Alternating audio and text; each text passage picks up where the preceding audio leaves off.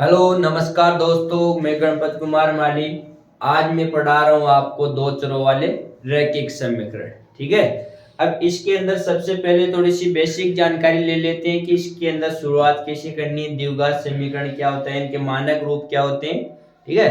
अब देखो मैं यहाँ पर सूत्र लिख देता हूँ।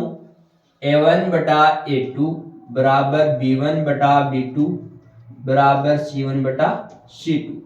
इसके बारे में थोड़ी सी बात कर लेते हैं। संगत है या असंगत है, कैसी होगी, इनका ग्राफ कैसे बनेगा, इनमें उत्तर कैसे प्राप्त होंगे। ठीक है।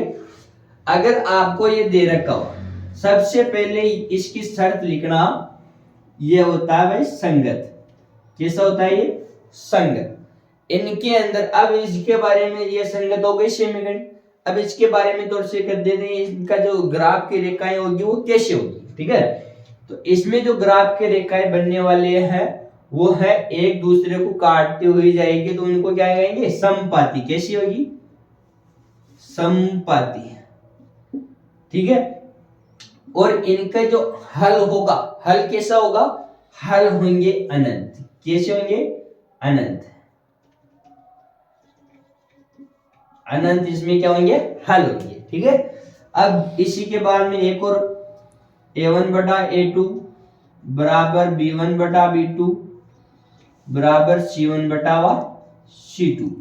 इसके बारे में ये है असंगत। सॉरी, यहां पर अगर ये तीसरा वाला बराबर नहीं हो तो इसमें क्या, ये क्या होता है? असंगत। कैसी है? असंगत। ठीक है। अगर ये a1 बटा a2 बराबर b1 बटा b2 बराबर नॉट इक्वल टू c1 बटा c2 हो तो इसमें कैसे हल होंगे? असंगत। तो जिसका कोई उत्तर नहीं होगा। इसमें रेखाएं कैसी होगी भाई? समांतर। कैसी होगी? समांतर। जैसे कि रेल की पटरियां होती है, कभी भी एक दूसरे को नहीं मिलती, इसी प्रकार से ये कैसी होगी? समांतर रेखाएं होगी। ठीक है। और इनका जो ग्राफ बनेगा ये इनमें क्या होगा भाई? इसके हल कैसे होंगे? इसका हल कोई हल नहीं। इसका हल कैसा है? इसका कोई उत्तर ही नहीं आएगा। ठीक है। और एक और a1 बटावा a2 बराबर not equal to b1 बटावा b2 बराबर not equal to c1 बटावा c2। ये कैसी होती है? ये भी होती है बड़ा संगत। कैसी होती है? संगत। और इसके अंदर रेखाएं कैसी होगी? प्रतिच्छेदित। रेखाएं प्रतिच्छेदित। कैसी होगी? रेखाएं प्रतिच्छेदित। एक रेखा दूसरी रेखाओं को काटेगी और इसमें हल कैसा होगा भाई? एक हल। हल कैसा होगा? एक हल होगा। एक हल होगा। ठीक है। यहां तक सभी के समझ में आ गए। और इनका जो मानक द्विघात सॉरी मानक समीकरण क्या होती है, एक और सूत्र लिखवा देता हूं। मानक समीकरण, मानक समीकरण, मानक समीकरण क्या होती है? a1 x plus b1 y plus c1 बराबर 0। एक होती है a2 x plus b2 y plus c2 बराबर 0। ठीक है। ये क्या है? इसकी मानक समीकरण। कौन सी समीकरण है ये? मानक समीकरण। अब बात करते हैं हम उदाहरण नंबर 1 की। हाँ देखो भाई, उदाहरण नंबर 1 क्या कह रहा है? ग्राफ द्वारा जांच कीजिए कि समीकरण निकाय संगत है या असंगत। यदि संगत हो तो उनको क्या करना है? ग्राफीय विधि द्वारा हल करनी है। ठीक है। इसके अंदर क्या करना है? सबसे पहले समीकरण 1 से 1 को देखते हैं, इनकी तुलना करवाते हैं। अभी मैंने आपको सूत्र बताया था a1 बटा a2 बराबर b1 बटा b2 बराबर c1 बटा c2 से क्या करनी है? इनकी तुलना करनी है। ठीक है। अब तुलना क्या है? a1 बराबर 1, b1 बराबर कितना है? 3 और c1 बराबर कितना है? 6। इसी प्रकार से a2 बराबर 2, b2 बराबर -3, c2 बराबर 12। इनमें क्या करना है? माइनस का चिन्ह दे रखा है, तुलना करते हैं, तब चिन्हों को भी सभी को साथ में लेके चलना है। ठीक है।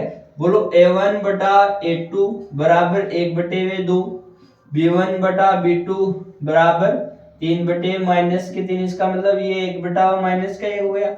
c1 बटा c2 बराबर 6/12। तो ये कितना हो जाएगा? 1/2। ठीक है। तो ये क्या हुआ? a1 बटा a2 बराबर नॉट इक्वल टू b1 बटा b2।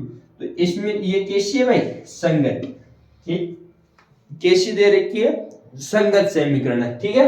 तो अब इसको संगत है तो इसको क्या करना, आगे की तरफ हल करना, ठीक है। इधर बता देता हूं थोड़ा सा, इसमें आपको क्या करना है, अब मैं लिख रहा हूं, देखो ये भाई समीकरण 1 में इसको मानना और समीकरण नंबर 2। सबसे पहले क्या करना आपको, समीकरण यहां लिखना है ना, समीकरण 1 से, समीकरण 1 क्या दे रखी है, x प्लस 3y बराबर के 6। इसमें क्या करना है, x प्लस 3y प्लस के बराबर के उस तरफ जाएगा तो किस में हो जाएगा भाई, माइनस के अंदर, 6 माइनस के 3y। अब आपको क्या करना है, इनमें y के वैल्यूज रखते हुए जाना है और हमें x के वैल्यू अपने आप पता चलेगी, ठीक है। तो आपको लिखना है y बराबर 1 रखने पर, कितने रखने पर, 1 रखने पर, तो ये हो जाएगा x बराबर 6 माइनस के 3 इंटू 1। अब 6 में से 3 को 1 से गुणा किया तो 3, और 3 में से 3, 6 में से 3 को घटाएंगे तो कितने बचेंगे, 3 बचेंगे, ठीक है। हाँ देखो यह हमें क्या हुआ, एक वैल्यू हमें प्राप्त हो गई। इसी प्रकार से दो वैल्यू और निकालनी है आपको, बोलो कितने रखिए, y बराबर 2 रखने पर, और जो ये वैल्यू रखते हैं ये अपने मन के हिसाब से रखनी है कि हमें इनमें कौन सा रखना है, कहां पर क्या आएगा क्या नहीं आएगा, ये अपने हिसाब से देखना। x बराबर 6 माइनस के 2 इंटू 3, तो 6 को 3 को 2 से गुणा करोगे तो कितने आ जाएंगे, 3 दूनी 6, और 6 में से 6 घटाओगे तो 0। इसी प्रकार से बोलो y का मान कितना रखे, 3 रखने पर, 3 रखने पर, तो ये क्या हो जाएगा, x बराबर 6 माइनस के 3 इंटू 3 बराबर 6 माइनस के 9, तो कितने बन जाएंगे, माइनस के 3। अब इसकी क्या बनानी है भाई, एक सारणी बॉक्स बनाना, जिनके अंदर ये तीनों वैल्यूज इसके अंदर रखनी है, ठीक है। देखो x और y, सबसे पहले हमने x y बराबर कितना रखा, 1 रखा, यहाँ पर रखने पर बेटा है ना, ये रखने पर, हाँ y बराबर अगर मैंने 1 रखा तो x की वैल्यू कितनी प्राप्त हुई, हमें 3 प्राप्त हुई। अब फिर क्या रखा, 2 रखा तो कितने प्राप्त हुआ, 0। अब की बार मैंने 3 रखा तो कितने प्राप्त हुआ, माइनस के 3। इसी प्रकार से आपको क्या करना है, समीकरण नंबर 2 को करना है। देखो समीकरण 2 से ये अब की बार कौन से हल करेंगे, समीकरण 2, 2x माइनस के 3y बराबर 12 दे रखा है। अब की बार भी वही कार्य करेंगे, 3y को बराबर के उस तरफ भेजेंगे तो किसकी हो जाएंगे, प्लस वाली संख्या बराबर के दूसरी तरफ जाएगी तो माइनस की हो जाएगी, किसकी हो जाएगी, माइनस की, तो ये किस में बदल जाएगी, प्लस में बदल जाएगी, ठीक है। ये दो गुणा में है तो गुणे वाली संख्या सदैव कहां जाती है, गुणे वाली संख्या सदैव भाग में जाती है। x बराबर 12 प्लस के 3y बटे 2। अब की बार आपको ऐसे मान रखना है कि इनके अंदर हम 2 का भाग दें तो ये पूरी तरह से विभाजित हो सकता है, ठीक है। तो मैं अब की बार y बराबर एक बार 0 रख देता हूं, कितना रखा, 0 रखने पर, 0 रखने पर, ठीक है। तो यह हो जाएगा x बराबर 12 प्लस 3y बटे 2, यहां देखना। अब इसमें क्या है, 12 प्लस 3 को 0 से गुणा करना है, तो एक बार वैल्यूज रख के बताना है सबसे पहले तो, ठीक है। अब 12 इनको मैंने 3 को 0 से गुणा किया तो 0, तो 12 बटे 2 तो कितने आ गए भाई, 6, ये कट गया तो 6। अब की बार बताओ कितना रखना है, y बराबर 1 रख दे या माइनस का 1 रखिए, चलो माइनस का 1 रख देते, माइनस का 1 रखने पर, अगर आप माइनस का 1 रखोगे तो 12 में से अगर आप 1 घटाओगे तो कितने हो जाएंगे, नहीं कटेगा, तो ऐसी वैल्यू नहीं, तो 2 रख के देख लो, देखिए हाँ 2 से हो जाएगा। 2 रखने पर, 2 रखने पर, तो ये क्या हो जाएगा, x बराबर 12 प्लस 3 इंटू माइनस के 2 बटे 2। x बराबर 12 प्लस को माइनस से गुणा करोगे तो माइनस, 3 को 2 से गुणा किया तो 6 बटे 2, तो x बराबर कितना हो जाएगा भाई, 12 में से 6 को घटाओगे तो 6 बटे 2, ये कटेगा तो 3 प्राप्त हो जाएगा। ठीक है, इसी प्रकार से एक वैल्यू और हमें इनकी क्या करनी, एक वैल्यू और निकालनी। बोलो y बराबर अब की बार कितने रहेंगे, जरूरी नहीं है कि मान प्लस में ही हो, माइनस में भी आप मान रख सकते हो। ठीक है, तो अब की बार मैं प्लस के अंदर रख के दिखा देता हूं एक बार। चलो 2 रख लेते हैं।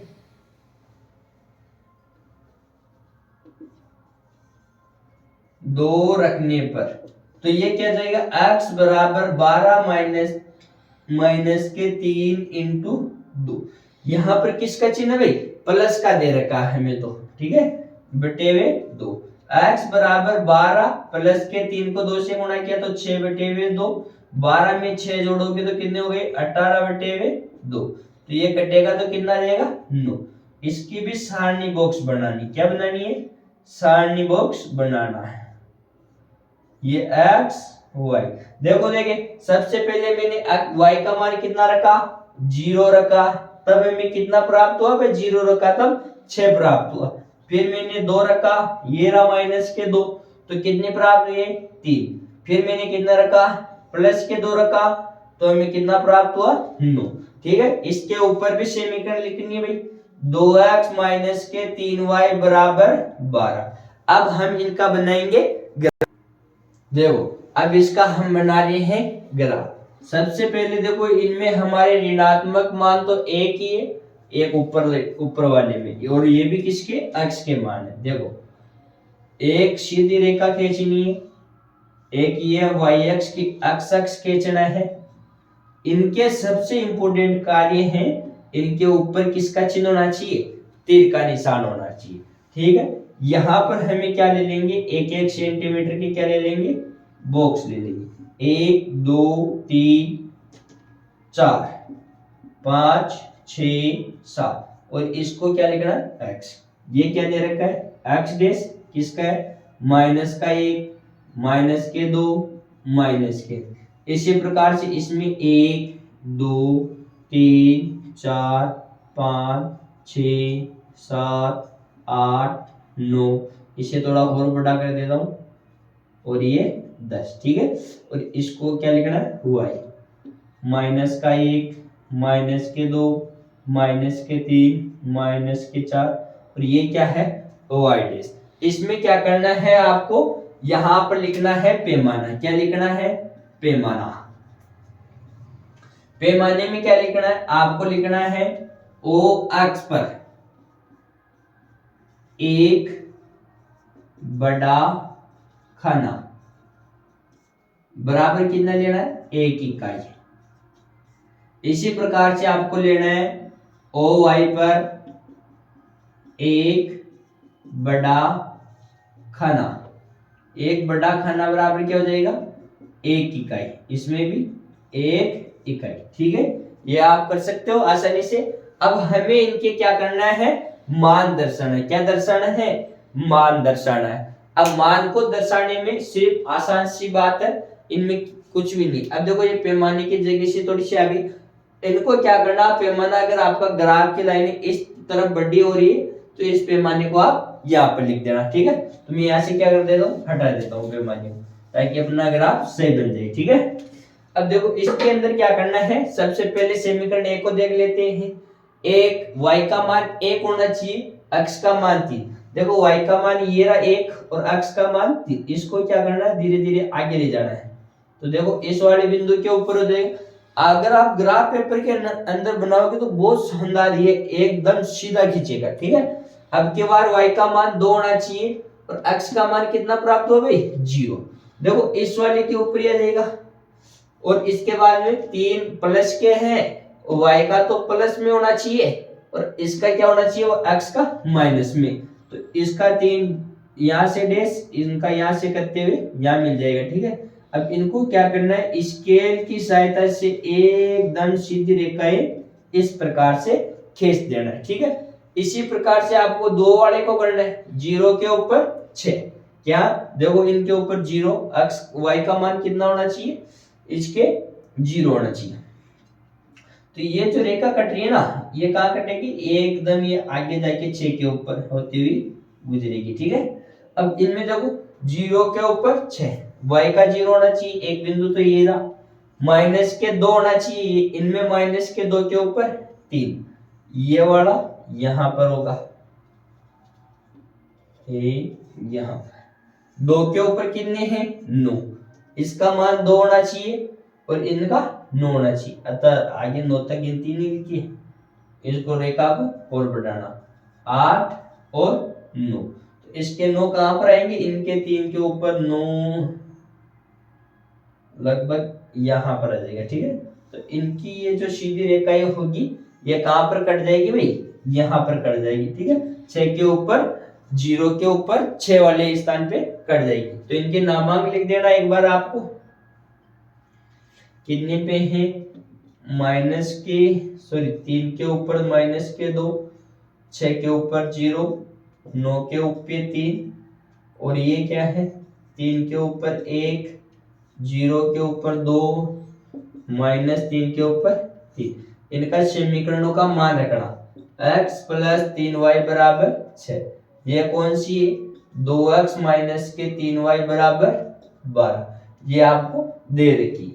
अब देखो ये वाला कट गया तो आप इनमें आप बता सकते हो x का मान कितना है 6, y का मान कितना है 0, हमारा यही उत्तर है, ठीक है बेटा। सभी को समझ में आ गया, गुड। हमारे चैनल को लाइक और सब्सक्राइब शेयर एंड सब्सक्राइब करें, बहुत बहुत धन्यवाद।